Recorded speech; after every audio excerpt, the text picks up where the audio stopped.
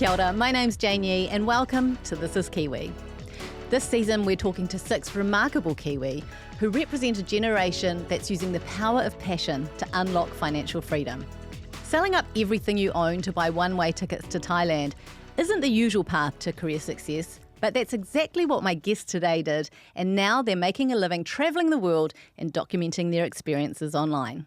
When content creators Dane and Stacey first met, they bonded over a mutual love of travel. And that soon turned into a life of adventure together. An adventure they've been sharing with a growing audience for the last 8 years. Through their helpful tips and travel guides, along with bringing their authentic selves to their content, Dane and Stacey have now amassed over 200,000 followers across YouTube and Instagram, and they've expanded their business over multiple revenue streams. As a couple, Dane and Stacey are the masters of balance. With ever-evolving travel itineraries, strict budgets, and spending a lot of time together, walking the line between careful planning and being open to absolutely everything is the key to their success. For a lot of us, travelling can break the bank, but for these guys, it pays the bills, and we're about to find out how. Here's Dane and Stacey on This is Kiwi. Dane and Stacey, thank you so much for coming into This is Kiwi. We're so excited to have you guys here. It's our first time with 2 guests in the studio. Wow. Ooh, exciting. You're like a complete package deal. 2 for 1. 2 for 1. That is quite the bonus. What a bargain. Tell me a little bit about who Dane and Stacey are together and who Dane and Stacey are as individuals. Ooh, It's a good question. you go for it. Together, we are just a couple of down-to-earth Kiwi who bonded over a love of travel, and we have been on so many adventures together, but we'll get into that, I'm sure. Apart, it's kind of hard to answer because we spend so much time together. Yeah. We have separate hobbies. Like, I'm big on design. You love music. Yeah, I'm a bit of a gym guy when I have the time. Not so much these days. Travel is pretty taxing, but we really. You joked about the package deal. We kind of really are. We live, work, and travel together. Yeah. So That's wild. And I do want to dig into that a little bit more because that's just such a bold life choice for so many reasons. But first of all, talk about what you do for work because it's kind of unconventional. So I suppose the easiest way to summarize it would be we are full-time content creators, semi-full-time travelers, and... Well, it's kind of changed over the years, right? So Yeah. we started out as full-time nomads, digital nomads, and we would literally just be on the road for 11 months of the year and just come back home for Christmas, basically. And so now we're just kind of like trying to find our feet with what we do and where we do it.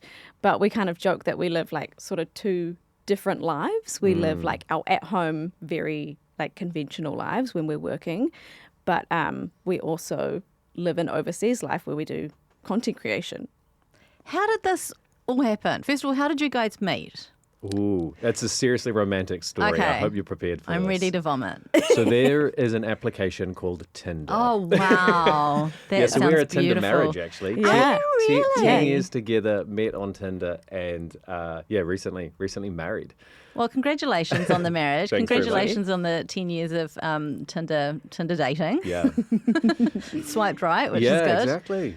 That's huge because that would have been like 10 years ago. Tinder was, it was quite new I and hear everyone was there's all quite sorts cynical. of super swipes and upgraded experience. Let's just say we were OG. We were just the original, just yay or nay, and it just kind of came to be. Yeah. So where was the first date? Where was the first date? Should we remember? Takapuna. Oh, yeah, Takapuna. We went to a bar. Yeah, and we just chatted for hours. Yeah. And we talked a lot about travel that Right. day. And I think both of our photos were travel related as well. I Yeah. think I was in Mexico, Dane was in Vietnam or something. So Yeah, I it think was. maybe that was what kind of brought us together in the first place. You hit it off, as you say, you bonded over travel. Yeah. So were you both travellers prior to meeting? Ooh, very different backgrounds in terms of our travel Okay. experiences. Although you did have your big US, Stace did one big sort of adventure. Yeah, And I we went- kind of joked that if you hadn't have done that, I'm not sure how much we would have bonded on that first date? Wow. Because that was your kind of travel reference, if you know what I mean. Yeah, I mean, like I did a lot of travel with my family, which is a very different style to what we do now, bit bougie. And then, yeah, did my big overseas trip. And then Dane comes from a completely different background altogether. Yeah, so I have done some solo backpacking. I have worked on super yachts for a couple of years, traveling the world, kind of cleaning, multi-million-dollar vessels. Like and below deck? Below Deck. Okay. Love that show. No, so this is very helpful now that show exists, because that's the first thing people say. I used to have to explain, like, I kind of I clean polish things. stainless steel, and I kind of take people on jet skis every now and then. Yeah, so it's literally I did below deck. And you obviously fell in love, decided to go steady, which is very cute. Go steady, Go love steady. that. Yeah. And then at some point, because what were you doing for work, both of you, at that time? So I was the design and digital marketing manager of a fashion company. So my background is actually in advertising. I started out as an art director. That world wasn't really for me, so then I kind of transitioned into design, and I still do freelance graphic design today. But yeah. I've always worked for media, predominantly kind of ad sales, digital products, commercialization, so sort of in that publisher agency world in between. So I wouldn't say it's necessarily an online background, but obviously an understanding of the digital space was kind of there. So we kind of had some transferable skills into what we're doing now-ish. Yeah. Yeah. Yeah. Okay. So at some point you're like... It's quite a big jump there to try and go from that to this, though, isn't it? It is. That's why. So I'm wondering how you both decide at some point to chuck it all in and sell everything, right? Mm-hmm. Yeah. Or you would think it would be both. Oh. Listen, I like to tell people that Dane brainwashed me. Motivated. Because I am the type of person, and this will probably come up a few times, that is afraid of literally everything. Like, everything terrifies me.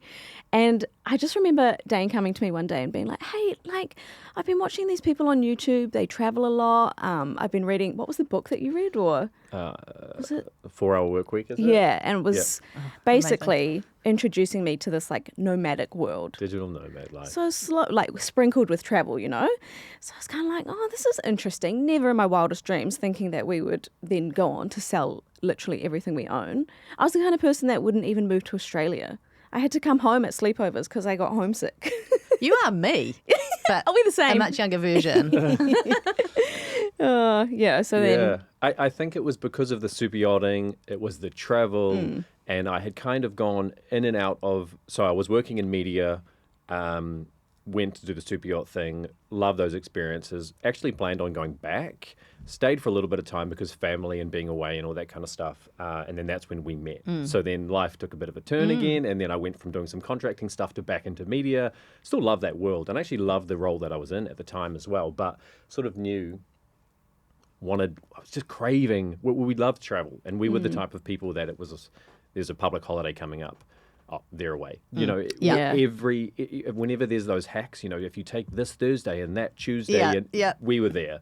Every Christmas, every Between public holiday. Anzac Day and Easter, that little stretch there. We were gone. Yeah. So we would save travel, and I always knew how do you make this happen longer? And I don't quite know what the trigger was that made me realize, but I stumbled onto digital nomad lifestyle, and that just intrigued me, and I just became kind of obsessed, if I'm honest. So how does a digital nomad make money? Like when you were looking into this, were you like, how am I going to fund all this? So there's kind of two different ways. The first is remote working, which is obviously incredibly popular now. Back then, so we're talking 2016. Yeah, Back it just then, wasn't a thing. Not a thing, no. Yeah. I mean, you might get an afternoon to work from home because you're dropping your kid off or you're getting internet installed. Like that was it, right? So it was either working remotely, or it was different kinds of things like e-commerce. It was people were kind of blogging-ish, not really, but it was kind of in the early stages of that sort of establishing. It was people starting their own sort of agencies remotely, and because online was obviously still popular, but it was still sort of early stages of. So people were establishing their own businesses and moving somewhere to lower living costs while investing all of their time into that business, that thing, while trying to grow that, scale that up in a cheaper location. That was kind of and so we didn't start off with content creation either. That was never the plan either. So it's kind of another iteration of how we got to where we are. So at what point did you decide you're going to start sharing your journeys? Well, like Dane said, we never set out to do content creation or start a YouTube channel. We went over there. Dane was working on e-commerce and I was still doing freelance design. And we did that for a little while and we decided to make some videos for our families because they were sort of like, Thailand, are you going to be in a shack on the side of the road? Like, what are you going to be eating? Like, is there a supermarket? So we started making these videos and they happened to be quite helpful for people who were doing a similar sort of thing, like looking for apartments and things like that. Cost of living and stuff like that. Basically, how were we, not necessarily what we were doing, but how much it kind of costs to have the lifestyle. Right. And I think because it was not overly common, people were very curious about it. So we never planned for it, but people started to watch and we grew this teeny tiny audience on YouTube. And we kind of got to a point where we had to decide, like, do we invest the time in the videos or this e-commerce? And Dane was like, all for the YouTube route. Oh, yeah. And I was like, nope, no thank you. Nope. I'm sensing a pattern here. Yeah. I'm kind of go for it. Yeah. And I'm like, let's think about this for 6 months. Yeah. But we got there. We still weren't, and when I say, oh yeah, I wasn't saying, oh yeah, like I can't wait to film myself traveling the world. No. It wasn't coming from that place. It was literally. It was a creative place, right? Yeah, we were working 9-to-5 jobs. I was working on my laptop on Shopify, on e-commerce websites, platforms, drop shipping, all sorts of stuff. Would come home, cook dinner, then go and sit on the laptop until 3 a.m. We really hustled to make it happen. Yeah. And it was work again. You know what I mean? I was just taking the attention from what was a job into another form of a job that wasn't really. Sure, it would eventually have helped to pay the bills, but it didn't give me that excitement. And then the other thing was thinking, oh, somebody just offered if we want to come and do some filming at their ziplining place in Chiang Mai. There's gibbons up there. That sounds fascinating, you know. And so it was. Why wouldn't you? The contrast of the two, yeah. Of course. So it was sort of, what if we leant into that a little bit more? And then that's sort of when, But how did it take off? Because, you know, a lot of people putting stuff out on the internet all the time. And you guys have built up quite a massive following. Yeah, I would say maybe the difference with our content is that we went into it with the intention of helping other people either plan their travels or do something similar to us. We kind of wanted to fill that gap in the market to help people because for me, I found it quite difficult to make that transition because it was so unknown. Whereas if if I'd seen people doing what we were doing, maybe I'd feel a little bit more comfortable. I don't know. So yeah. It's more common now. But yeah, I think we You're thought, pioneers in a way. Absolutely. if you want to label it, no. I think it was, we tried to make it helpful. Yeah. Helpful initially. I mean, probably not very good, to be fair. And nobody, Please don't watch them. Please don't ever go back. No one into go the back there. catalogs. That's not a very good way to get business, to tell people not to watch your content, by Just the not way. the old ones. Yeah. And so we kind of, you know, even with our travels, we would always talk about pricing and how much a meal cost and how we were sort of budgeting, or I would literally track every single cent that we spent in 30 days while doing this digital nomad thing, living in Chiang Mai, living in Thailand after sort of booking a one-way ticket there, and then summarize it and put it into, 8 or 9 different categories to split out so that people could see, wow, I'm probably not going to go where I don't drink coffee. So, wow, I can shave off, $50 from that bill, or I'd probably want a smaller apartment. So, so just kind of making it helpful and insightful. That opens up a lot of questions and challenges with then how do you build an audience? Because you're providing value like that doesn't necessarily mean that you're connecting with a person. So there's all sorts of challenges that come with that in terms of how do you then grow an audience off the back of that as well. And how did you grow the audience? We slowly had to introduce our personalities, I think. Yeah. Which was hard for us. I don't know, maybe it's a New Zealander thing. Maybe it's just scared of being vulnerable. But it was hard to, if you go back and watch the first videos, I don't say a word. I'm just silent because it's scary. Yeah. But slowly but surely we sort of opened up a bit and definitely started connecting with people. Stacey, you said that it was really tricky to kind of put yourself on camera and put yourself out there, perhaps more so than it was for Dane, who felt more comfortable in that space. How is it for you now that you've been doing it for a long time? Obviously, you're more comfortable with it. You do a great job. But how much of a connection with the audience played into that? I think the connection with the audience definitely played into it, sort of that validation from people through the comments and stuff, being like, oh, you guys are so great together, or thank you for doing this.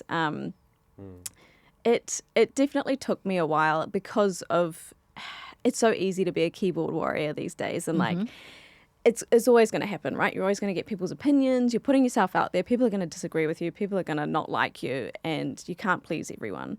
With time and practice, it definitely becomes easier, but it's still in me to not be that big wild personality that is just going to put on a show.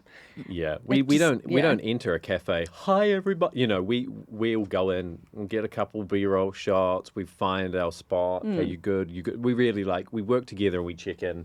And sometimes if it's uncomfortable, it's just a case of I'll pop out and say something outside, shall I? To this day, we still are so careful and particular about where we film. Yeah. And then there's also this whole other side as well about making sure that the people that you do film or that are there, that they are kind of aware or that they're willing, if that makes sense. Yeah. And all it takes is one or two times of filming somebody when you think you're supposed to make content and then being, no, don't do that. And you go, and just die inside. Yeah. And then you become very, very cautious about, turning a camera on somebody. The other side of that as well is not wanting to ruin other people's experiences, because if they've paid to do something and we're there on a job, we are so aware of not being at the, front and center and ruining things for them that I've got all these thoughts running through my head of, oh my gosh, don't get in front of them, don't go here, don't say this, so it's a well orchestrated kind of thing. It is now. Even though to watch, it probably just looks like you guys are just capturing everything in the moment. Yeah, that's the magic. We're kind of overthinkers as well. So everything you just said, I totally agree with. Yeah. We're both running those through our heads, but then we're thinking we're supposed to be capturing something, whether that's experience, a food journey, a hotel, whatever it might be, in the most authentic way, but we're overthinking every decision to make sure that we're not impacting other people, that we're doing a good job, and then you have to deliver it in a way that feels natural and not sort of rehearsed or. It's a real balancing act. Yeah. How do you just be in the moment when you're capturing everything as you go? Because I find even if I'm at my son's assembly or something and he's scared, I'm filming, and then I'm like, I'm watching this whole thing through a camera. Yeah. It's that is very tough. It is very tough. I think I'd like to claim, correct me if I'm wrong, babe, I think that we are somewhat of a well-oiled machine now, that we know we have to try and capture something almost as quickly as possible, and then so that it feels sort of real and in that moment, and then we try and have times where we go, camera down, or we just sort of will go, hey, just me and you for a second. And this is something we actually brought into our wedding, was when we're somewhere beautiful, somewhere really special, is that we do this thing, we put the cameras down and we just say 10, 15, 20 seconds, just me and you, just hold hands or just cuddle and take just a breath. Say, stop for a minute, breathe, and just take it in. And we actually put that in our wedding, was you've all traveled here, just stop for a moment. There's been a million decisions that you've made to get here. Just try and be present. And so it is really, really hard to do that though, isn't it? Yeah. We've got a little tradition now as well that whenever we go to a new place, after we're filmed, or usually after we're filmed, we go and we get a beer and a pizza, just wherever we are. And that's our kind of moment to go, okay, let's make sure we're here now, reflection, enjoying, and just really take it all in. Yeah, because you're living at quite a pace when you're traveling, and you're working while you're traveling, and you're together as partners, like you said, you're traveling together, you're working together, you're living together, all of the things. Yeah. Do you ever butt heads? Yeah, we do. Because you're so adorable sitting here. It's hard to imagine. Oh, no, we never want people to think that it's perfect either. No, I'm a nightmare sometimes. Don't say anything. Didn't need to. Just need some water, actually.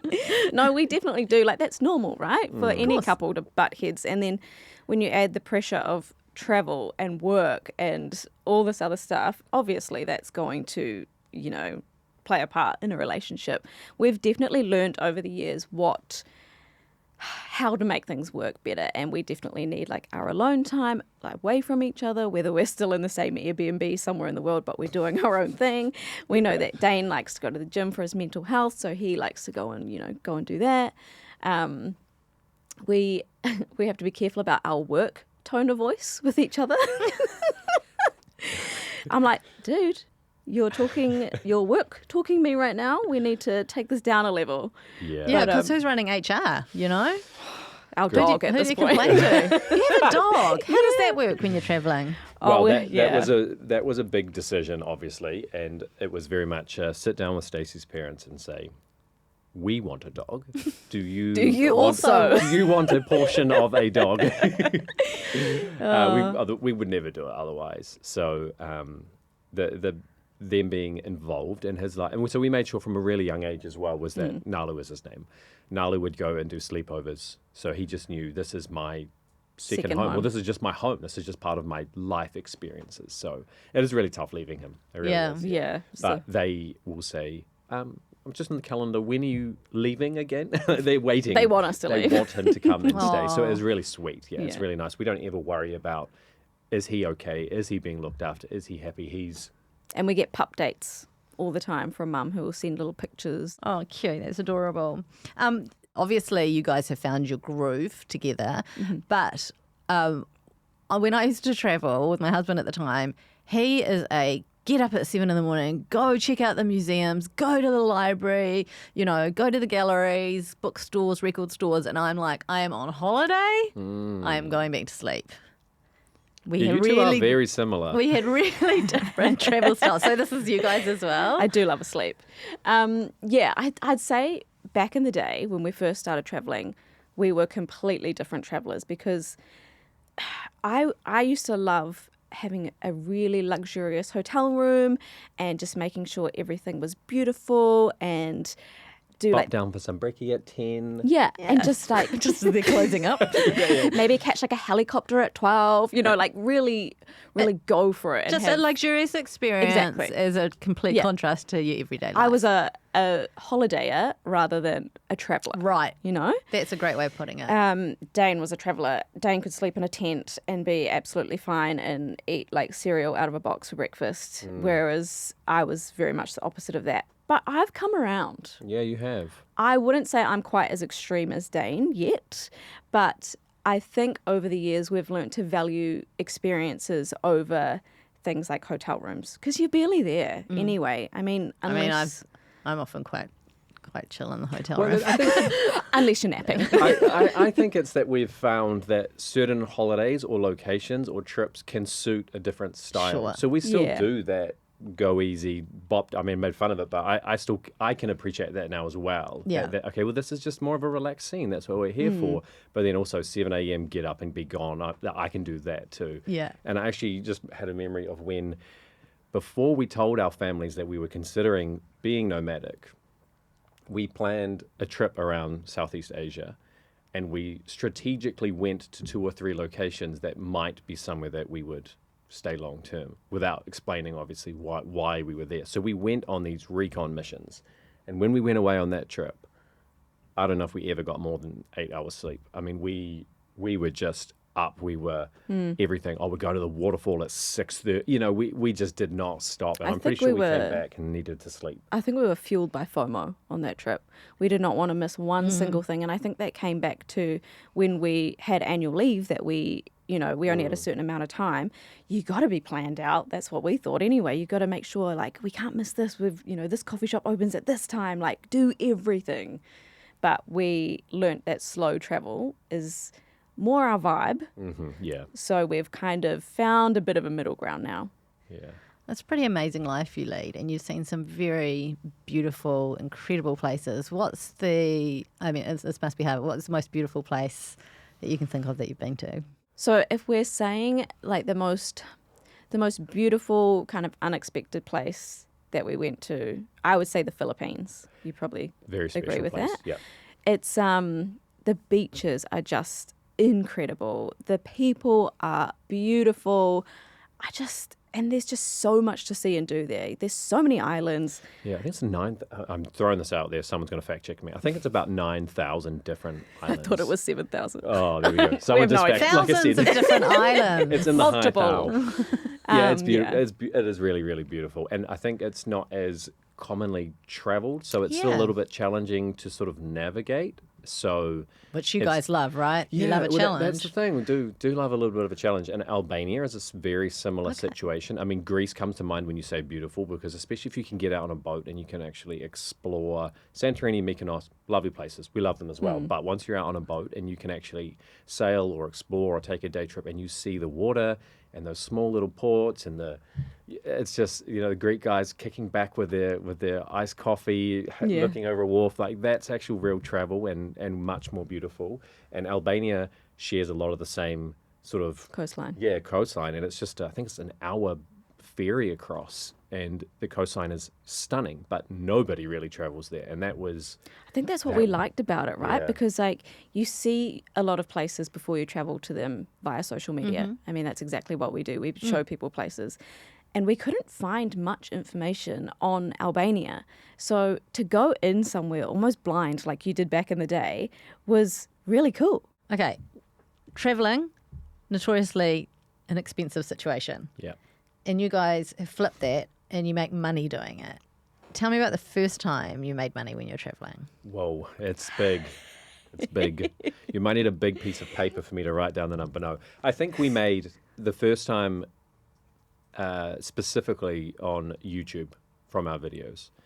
30 whole cents, I believe it was. Wow. Maybe it was $1.30. I remember the 30. It was pretty massive. That's actually not bad because, you that have was to get probably- quite a lot of views to It make took a anything. while. Yeah. Yeah, it took a very long time.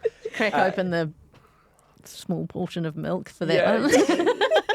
I think, and I know it sounds crazy, and we said this to our parents at the time. It was basically, there's proof, it's possible. So we looked at it as in, okay, that's a start. Yeah. So spend time on it. What could it turn into? They looked at it as, are you serious? Yeah. Are you How are you going to serious? eat? You sold your car For $1.30. What are you doing? Yeah, so it was.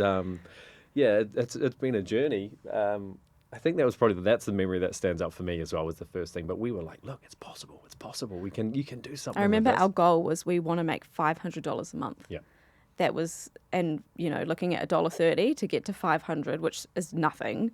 But we were like, right, We're on the way. this is going to take some work, but we can do this. Yeah, I think we had worked out in the Thailand situation is if we make $500 a month, because I think we were living on about $1,200 a month.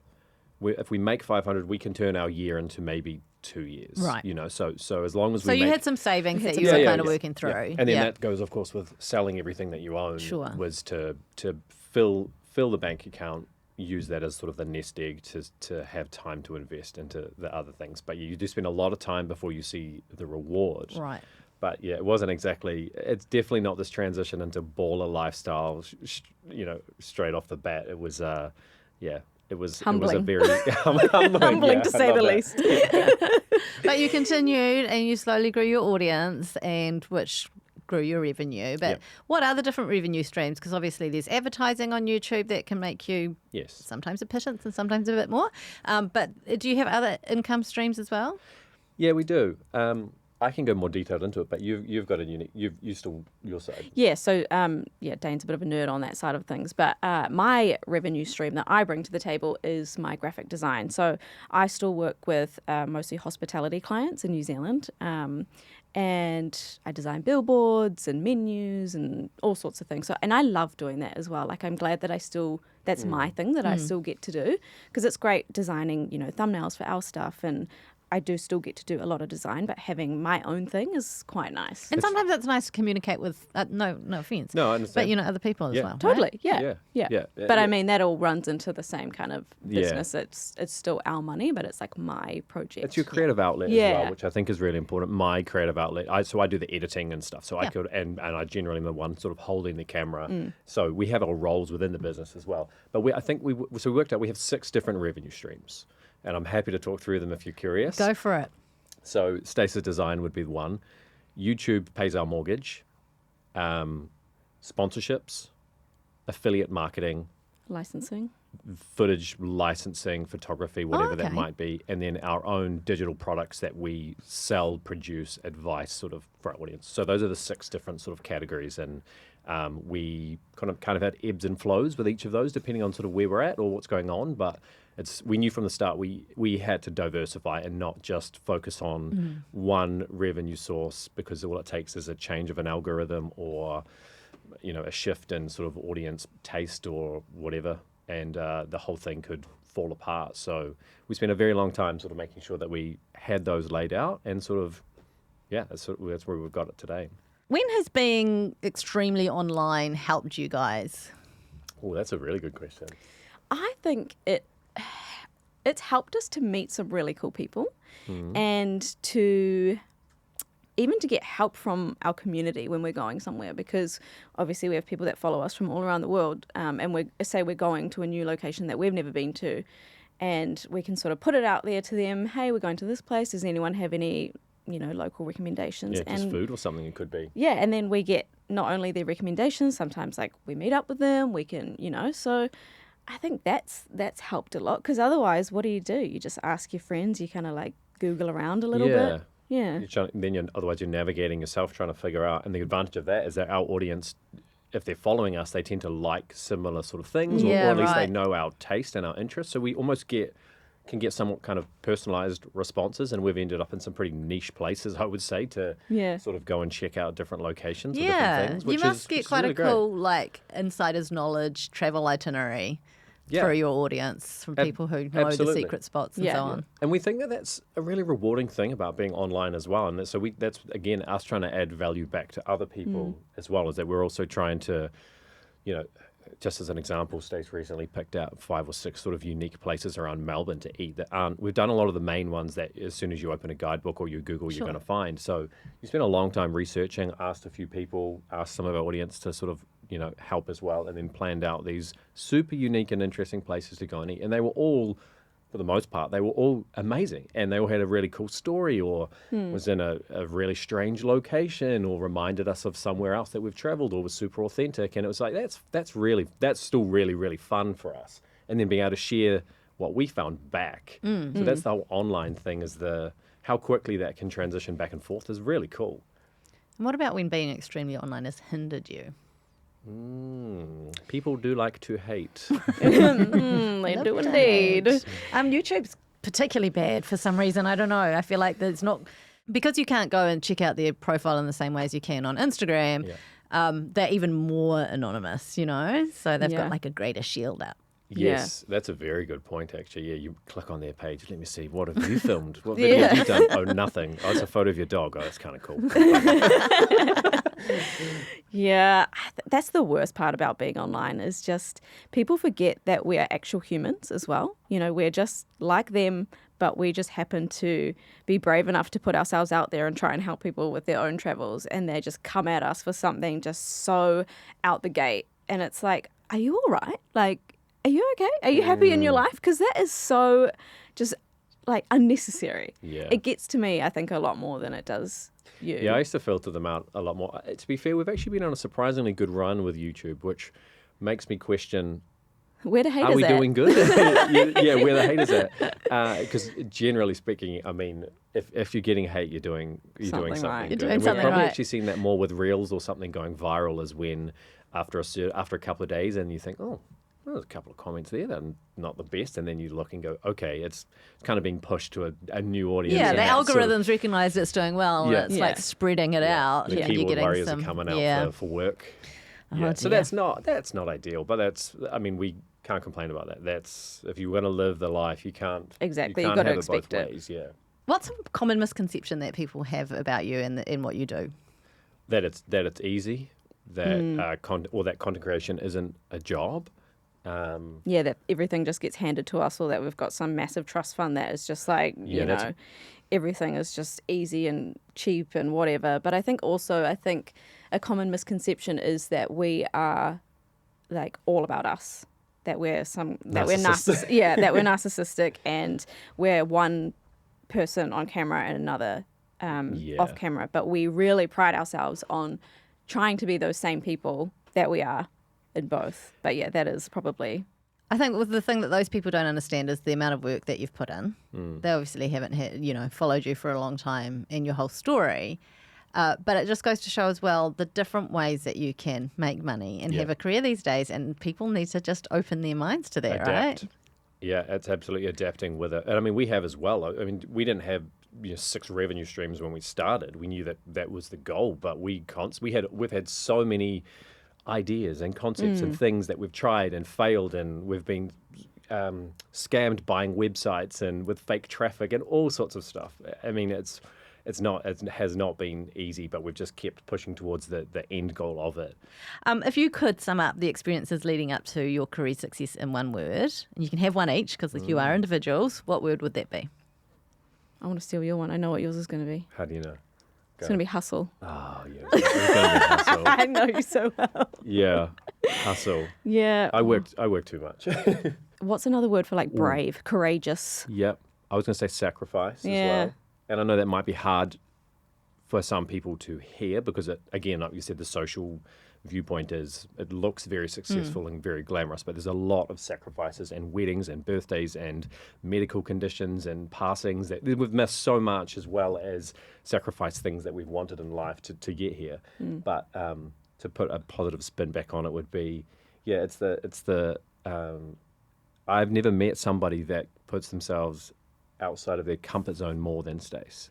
Have you had an aha moment in your career? I had a moment that maybe isn't like quite so positive, but an aha moment of, whoa, I cannot sustain this like full-on lifestyle like anymore. The nomadic style. Yeah, was when we were in Serbia. We started getting all these jobs and we were flying from one end of the world to the other, literally like back to back to back to back, and it was insane. And we both were like, this is not sustainable at all. We need to find some more balance, figure out how do we still have our community, still travel, still do what we love. Like that was probably the moment where I went, okay, love what we're doing, but need to make sure that we are happy and, able to take a breath. It was realigning that the journey had moved so quickly and just sort of realigning as to what direction did we want it to sort of go in. Yeah, I can relate to that. Yeah. Have you come across different attitudes to money in your travel? Yeah. Yes. We've got friends that are holidayers. And I think sometimes that's a little bit difficult when we're traveling together. Of course. Yeah, that adds a whole other sort of dynamic sort of sprinkled in on top of that. Yeah. That's... And we realized the value of money as to if you just pick a sum of say $5,000, because we lived on, like I said, $1,000. We know that could be 5 months, of, and maybe not now, but in the scheme of things. So we really understand the micro elements of working towards a very small financial goal and how far that can be once you make smart travel decisions. So then, we're talking about shared experiences, but people come from how we used to travel, go big. You're going to, go for your big trip, do it, go big. Yeah. And that's definitely something that can be challenging. Tell me about a time when money unlocked something for you. Our wedding, I would say. I mean, there's so many other choices that we probably could pick around our adventures, but the wedding was the biggest financial decision that we have made together.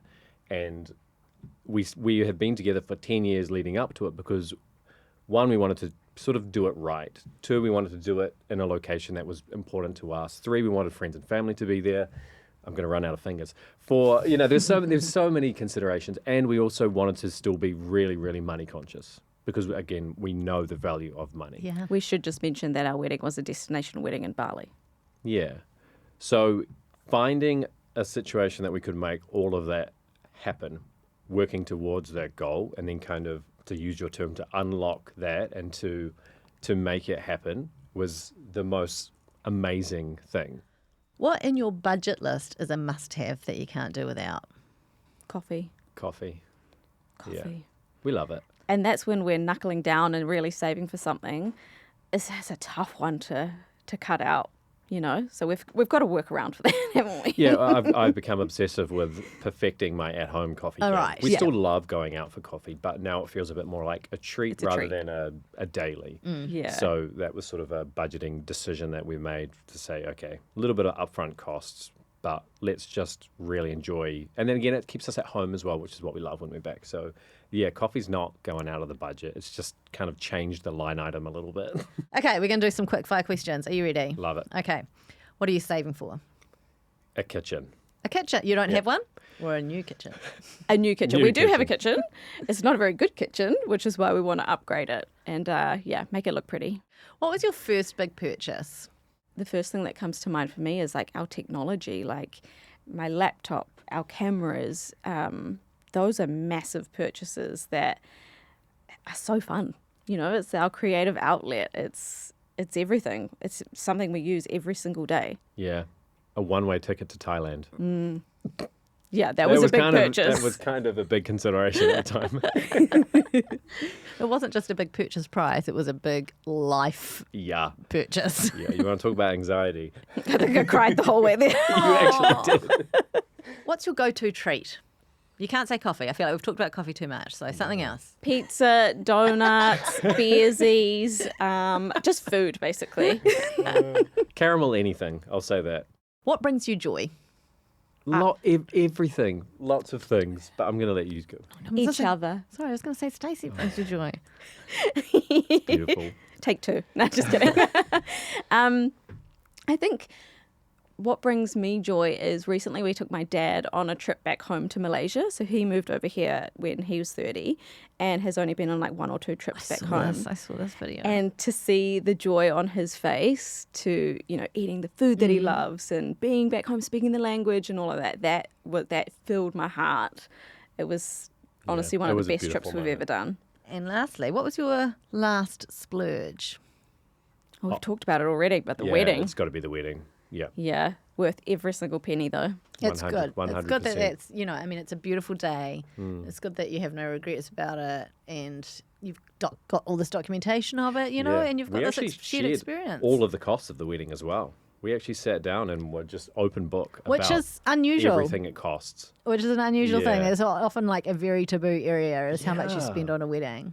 Yeah, 100%. And I mean, we've had conversations with friends or people that we've met, and it's we spent about, 30, 40, and then the husband or the wife might say, oh, well, actually, I think it was more like 60. And like, people might not even really know No, yeah. where they're at. Oh, there was the thing. Oh, You but can then see also, how it snowballs. Yes. Yeah. Yeah. But not for you guys. You know where every single cent's going. I love it. Okay, if there's one thing that Kiwi could do this week to make a start on achieving their goals, what would you recommend that being? I would say make sure your goal is something that you are super passionate and motivated about, because unless you've got that, it's really hard to kind of focus in and make it happen. And I think it's really important not to go too big picture on it to begin with. Baby steps is fine, because when you add up $1 a day or whatever, that by the end of the year, that adds up, that's something. But I think for me, that's something I get caught up on is wanting to be right there, right now, like get the goal done like as quick as possible. But that's not reality. Yeah. Small hustle. I honestly think the biggest thing, and we've done this with all of our savings, is opening that. It's the suffix that's named wedding. Yeah. I mean, I get that that's a big goal, and that's the thing is it shouldn't be, well, I can't afford a wedding, so I'm not going to start. You could pick anything. It could be shoes, for your kids. It could be the smallest little thing, but it's like having something associated with it, and we'll change the little picture. Ours is now called kitchen. It's just kind of associating it, but it's having that little thing and seeing that small progressive growth, that graph changing, that however you track your own sort of experience of something. And the thing is, it doesn't need to be something that's announced to the world and to social. We appreciate that quiet hustle. You do you, like focus on that thing. And our goals are very different to everyone else's, but it's just that smallest little thing. But the smallest little thing repeated multiple times becomes a very big and significant thing. So it's actually just starting. It's this first step, 1 foot. I love that. The quiet hustle. I really am into Yeah. that idea too. Yeah. Yeah. Don't need to announce it to No, you don't need to. Yeah, and then also you find along the way who's really there for you when you are quietly hustling, whether they find out about the quiet hustle or they find out about the end result. that's when you really know where you are with friends, family, life, peers, community. You kind of really figure it out at that point. Love it. Oh, you guys are awesome. Thank you so much for joining us. It's been a real pleasure to talk to you and learn a little bit more about what makes you tick and how you hustled your way to this incredible career that you're so passionate about. It's really Thank you inspiring. so much for having us. Yeah, it feels thanks a for bit having weird to us. be sitting here talking solely about us. It sounds like you've had quite a good journey as well. No, that's all right. That's what the point of this podcast is. It's to get to know you. I'm just the conduit to the audience. Thank you guys so much. This is Knowledge for Better. This is Dane and Stacey. This is Kiwi.